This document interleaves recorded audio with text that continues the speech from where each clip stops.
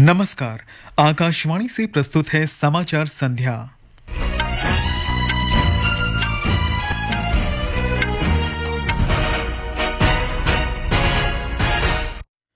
प्रधानमंत्री नरेंद्र मोदी ने शिल्पकारों से पीएम विश्वकर्मा योजना का लाभ उठाकर उद्यमी और व्यवसायी बनने की अपील की। प्रधानमंत्री अमेरिका की 3 दिन की यात्रा पर कल रवाना होंगे। क्वाड शिखर सम्मेलन, संयुक्त राष्ट्र महासभा और द्विपक्षीय वार्ता कार्यसूची में शीर्ष पर। स्वास्थ्य मंत्री जगत प्रकाश नड्डा ने कहा, एनडीए सरकार देश में कार्यकुशलता, जवाबदेही और अंतिम छोर तक पहुंचने की राजनीति लेकर आई है।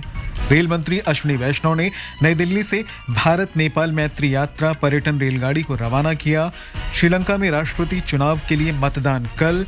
मजबूत वैश्विक संकेतों के बीच सेंसेक्स और निफ्टी अब तक के उच्चतम स्तर पर पहुंचे और चेन्नई क्रिकेट टेस्ट मैच के दूसरे दिन भारत ने बांग्लादेश पर 308 रन की बढ़त बनाई। समाचार संध्या के साथ मैं निखिल कुमार। प्रधानमंत्री नरेंद्र मोदी ने शिल्पकारों से प्रधानमंत्री विश्वकर्मा योजना का लाभ उठाकर उद्यमी और व्यापारी बनने की अपील की है। उन्होंने महाराष्ट्र के वर्धा में प्रधानमंत्री विश्वकर्मा योजना की वर्षगांठ के अवसर पर ये बात कही। विश्वकर्मा समाज इन पारंपरिक कार्यों में लगे लोग केवल कारीगर बनकर न रह जाए, बल्कि मैं चाहता हूं वो उद्यमी बने, व्यवसायी बने।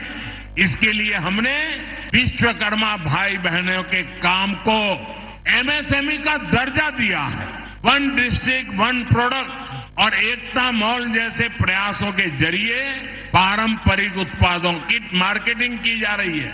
हमारा लक्ष्य है ये लोग अपने बिजनेस को आगे बढ़ाएं, ये लोग बड़ी बड़ी कंपनियों की सप्लाई चेन का हिस्सा बने। श्री मोदी ने कहा कि विश्वकर्मा योजना देश को विकसित राष्ट्र बनाने के लिए परंपरागत कौशल को बढ़ावा देने की महत्वपूर्ण पहल है। देश के 700 से ज्यादा जिले, देश के 5000 शहरी स्थानीय निकाय, ये सब मिलकर इस अभियान को गति दे रहे हैं। इस 1 वर्ष में ही 18 अलग अलग पैसों के 20 लाख से ज्यादा लोगों को इससे जोड़ा गया। सिर्फ साल भर में ही 8 लाख से ज्यादा शिल्पकारों और कारीगरों को स्किल ट्रेनिंग, स्किल अपग्रेडेशन मिल चुकी है। प्रधानमंत्री ने आज महाराष्ट्र सरकार की 2 योजनाओं और प्रधानमंत्री मित्र वस्त्र पार्क का भी शिलान्यास किया। प्रधानमंत्री कल से 3 दिन की यात्रा पर अमेरिका जा रहे हैं। आइए प्रधानमंत्री नरेंद्र मोदी की इस यात्रा के बारे में और जानकारी लेते हैं न्यूयॉर्क में मौजूद हमारी संवाददाता हिमानी राणा से। हिमानी, प्रधानमंत्री अपनी यात्रा के पहले दिन वेलिंगटन डेलावेयर में क्वाड देशों के नेताओं के शिखर सम्मेलन में शामिल होंगे, तो इस सम्मेलन के अपेक्षित परिणाम क्या हो सकते हैं? निखिल, इस बार क्वाड लीडर शिखर सम्मेलन राष्ट्रपति बाइडेन द्वारा अपने होम टाउन वेलिंगटन में आयोजित किया जा रहा है। सम्मेलन में जियोपॉलिटिकल और सुरक्षा के मुद्दों के अलावा प्रौद्योगिकी, बुनियादी ढांचे और जलवायु परिवर्तन जैसे क्षेत्रों में सहयोग बढ़ाने पर कदम उठाए जाएंगे। शिखर सम्मेलन के एंड में लीडर्स डिक्लेरेशन भी जारी होने की उम्मीद है। इस बार क्वाड शिखर सम्मेलन के मौके पर एक बहुत ही खास कार्यक्रम कैंसर मूनशॉट इवेंट का भी लॉन्च होगा। निखिल जी, न्यूयॉर्क में प्रधानमंत्री नरेंद्र मोदी के प्रमुख अमेरिकी कंपनियों के मुख्य कार्यकारी अधिकारियों से भी मुलाकात करने की उम्मीद है। तो हिमानी, इस दौरान किन क्षेत्रों पर चर्चा हो सकती है? निखिल, यहाँ न्यूयॉर्क में प्रधानमंत्री artificial intelligence, semiconductor, quantum computing और जैव प्रौद्योगिकी के अत्याधुनिक क्षेत्रों में अग्रणी अमेरिकी कंपनियों के सीईओज के साथ एक बिजनेस राउंड टेबल में भाग लेंगे।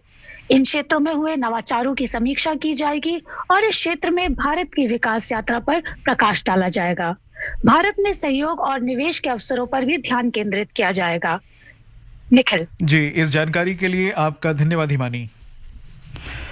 ये समाचार हमारी वेबसाइट www.newsonair.gov.in और हमारे news on AIR mobile app पर भी उपलब्ध हैं। छोटे किसानों की शक्ति, कोऑपरेटिव की शक्ति और भारतीय नस्ले पशुओं की शक्ति मिलकर एक अलग ही ताकत बनती है।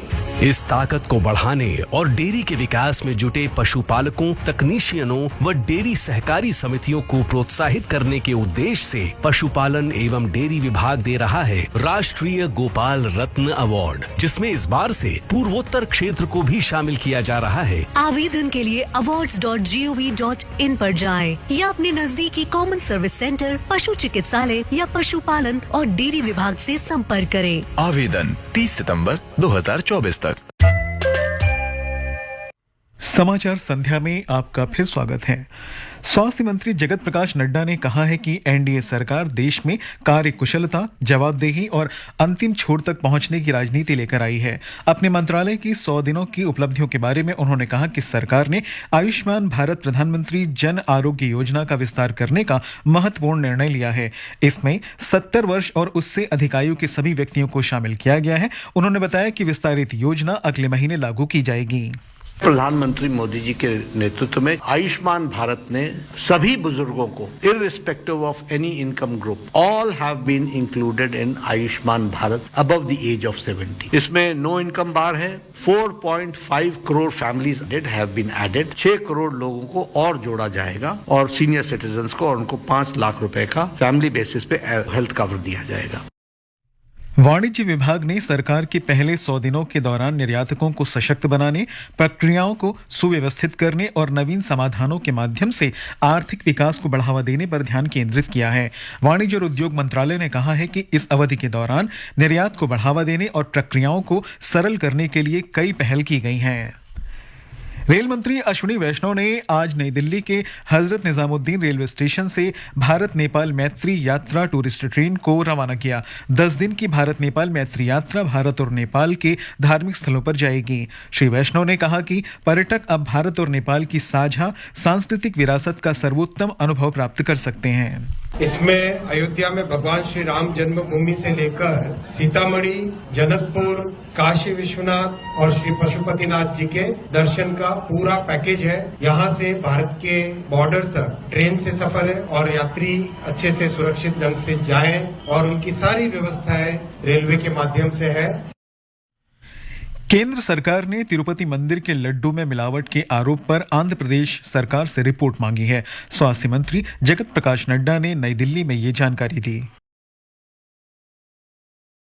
श्री वैष्णव ने कहा कि पर्यटक अब भारत और नेपाल की साझा सांस्कृतिक विरासत का सर्वोत्तम अनुभव प्राप्त कर सकते हैं। इसमें अयोध्या में भगवान श्री राम जन्मभूमि से लेकर सीतामढ़ी, जनकपुर, काशी विश्वनाथ और श्री पशुपतिनाथ जी के दर्शन का पूरा पैकेज है। यहाँ से भारत के बॉर्डर तक ट्रेन से सफर है और यात्री अच्छे से सुरक्षित ढंग से जाएं और उनकी सारी व्यवस्थाएं रेलवे के माध्यम से है।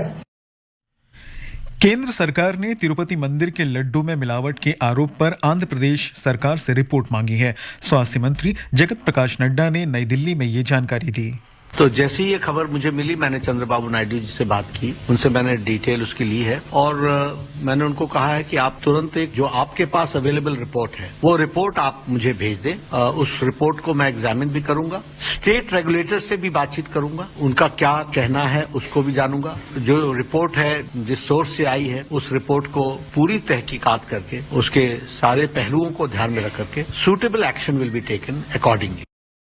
खाद्य मंत्री प्रहलाद जोशी ने इस मामले में कहा कि मंदिर के लड्डुओं में जानवरों की चर्बी की मौजूदगी होना गंभीर मामला है। वहीं खाद्य प्रसंस्करण उद्योग मंत्री चिराग पासवान ने कहा कि खाद्य पदार्थों में मिलावट करने वाले किसी भी व्यक्ति को बख्शा नहीं जाएगा। राष्ट्रीय डेयरी विकास बोर्ड की प्रयोगशाला ने मंदिर के प्रसादम लड्डू के घी में जानवरों की चर्बी होने की पुष्टि की है। इस बीच तिरुमाला तिरुपति देवस्थानम मंदिर प्राधिकरण ने आपूर्तिकर्ता के साथ अनुबंध समाप्त कर उसे प्रतिबंधित कर दिया है। भारतीय जनता पार्टी के वरिष्ठ नेता और गृह मंत्री अमित शाह ने आज झारखंड में पार्टी के चुनाव प्रचार अभियान की शुरुआत की। उन्होंने साहिबगंज जिले में परिवर्तन यात्रा का भी शुभारंभ किया। श्री शाह ने एक जनसभा में कहा कि यदि राज्य में पार्टी की सरकार बनी तो 75 वर्ष और इससे अधिक आयु के लोगों को 10-10 लाख रुपए तक का निःशुल्क इलाज की सुविधा प्रदान की जाएगी। गिरिडीह में एक अन्य जनसभा में उन्होंने आरोप लगाया कि झारखंड सरकार वोट बैंक के लिए घुसपैठियों को बचा रही है। भाइयों बहनों, एक झारखंड सरकार बदल दो। मैं आपको वादा कर जाता हूं एक एक घुसपैठिए को चुन चुन कर झारखंड के बाहर निकालने का हम काम करेंगे। हमारे ही प्रदेश में, हमारे ही संथाल में आदिवासियों की जगह एक घुसपैठियों की संख्या बढ़ रही है। हमें इसको रोकना पड़ेगा और ये केवल और केवल भारतीय जनता पार्टी कर सकती। इधर हरियाणा में चुनाव प्रचार तेज हो गया है। मुख्यमंत्री नायब सिंह सैनी ने आज शाहबाद में जन आशीर्वाद रैली को संबोधित किया। उन्होंने कहा कि भाजपा सरकार ने पिछले 10 वर्ष में कई ऐतिहासिक निर्णय लिए हैं। श्री सैनी ने कहा कि कम वर्षा के कारण सरकार ने किसानों को 2,000 रुपए प्रति एकड़ का मुआवजा देने का फैसला लिया है।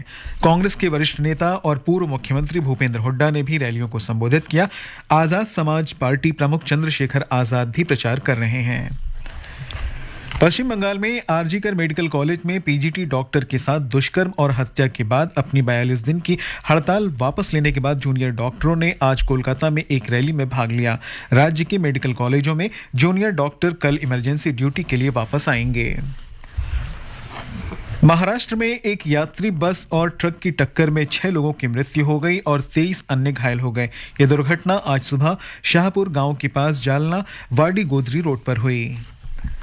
ये समाचार आकाशवाणी से प्रसारित किए जा रहे हैं। ये आकाशवाणी है। श्रीलंका में राष्ट्रपति चुनाव के लिए कल मतदान होगा। वर्ष 2022 के आर्थिक संकट के बाद श्रीलंका में यह पहला चुनाव है। राष्ट्रपति चुनाव के लिए 38 प्रत्याशी मैदान में हैं। मुख्य मुकाबला वर्तमान राष्ट्रपति रानिल विक्रमसिंघे, विपक्ष के नेता साजिद प्रेमदासा और वामपंथी नेता अनुरा कुमारा दिसानायके के बीच है। मजबूत वैश्विक संकेतों के बीच सेंसेक्स और निफ्टी अब तक के उच्चतम स्तर पर पहुंच गए। ब्यौरा अमित गोयल से।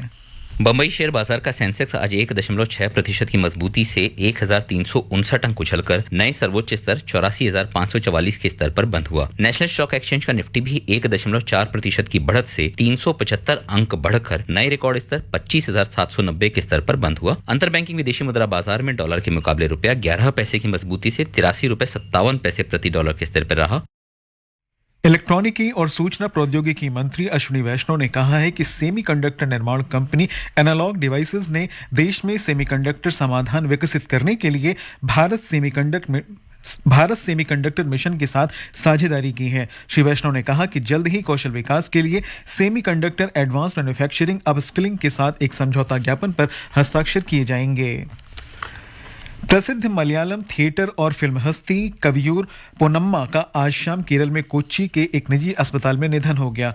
वे 80 वर्ष की थीं। 6 दशकों से अधिक लंबे फिल्म और थिएटर करियर में कवियूर ने 400 से अधिक फिल्मों में अभिनय किया। मौसम विभाग ने देश के पूर्वी, पश्चिमी, पूर्वोत्तर और दक्षिण प्रायद्वीपीय हिस्सों में अगले 3 दिन के दौरान मूसलाधार वर्षा होने की संभावना व्यक्त की है। विभाग ने अंडमान निकोबार द्वीप समूह और तेलंगाना में तेज वर्षा का अनुमान व्यक्त किया है।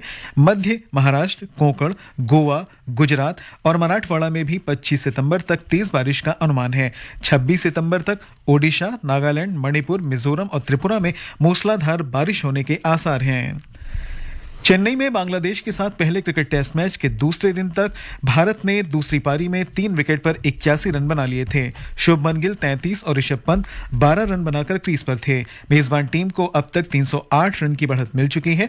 इससे पहले बांग्लादेश की टीम पहली पारी में 149 रन बनाकर आउट हो गई थी। जसप्रीत बुमराह ने सबसे अधिक 4, मोहम्मद सिराज, आकाशदीप और रविंद्र जडेजा ने 2-2 विकेट लिए। भारत ने पहली पारी में 376 रन बनाए थे। इंदिरा गांधी राष्ट्रीय कला केंद्र नई दिल्ली में 5वां नदी उत्सव 2024 आयोजित कर रहा है। इसका उद्देश्य संस्कृति, भूगोल, परंपराओं, शिल्प और आसपास के पारिस्थितिकी तंत्र पर नदियों के प्रभाव को उजागर करना है। इसमें यह भी दर्शाया जाएगा कि नदियों की पहचान करने और जीवनधारा को आकार देने में इनकी क्या भूमिका है। और अंत में मुख्य समाचार एक बार फिर। प्रधानमंत्री नरेंद्र मोदी ने शिल्पकारों से पीएम विश्वकर्मा योजना का लाभ उठाकर उद्यमी और व्यवसायी बनने की अपील की। प्रधानमंत्री अमेरिका की 3 दिन की यात्रा पर कल रवाना होंगे। क्वाड शिखर सम्मेलन, संयुक्त राष्ट्र महासभा और द्विपक्षीय वार्ता कार्यसूची में शीर्ष पर। स्वास्थ्य मंत्री जगत प्रकाश नड्डा ने कहा, एनडीए सरकार देश में कार्यकुशलता, जवाबदेही और अंतिम छोर तक पहुंचने की राजनीति लेकर आई है। रेल मंत्री अश्विनी वैष्णव ने नई दिल्ली से भारत नेपाल मैत्री यात्रा पर्यटन रेलगाड़ी को रवाना किया। श्रीलंका में राष्ट्रपति चुनाव के लिए मतदान कल। मजबूत वैश्विक संकेतों के बीच सेंसेक्स और निफ्टी अब तक के उच्चतम स्तर पर और चेन्नई क्रिकेट टेस्ट मैच के दूसरे दिन भारत ने बांग्लादेश पर 308 रन की बढ़त बनाई। इसके साथ ही समाचार संध्या का ये अंक समाप्त हुआ। नमस्कार।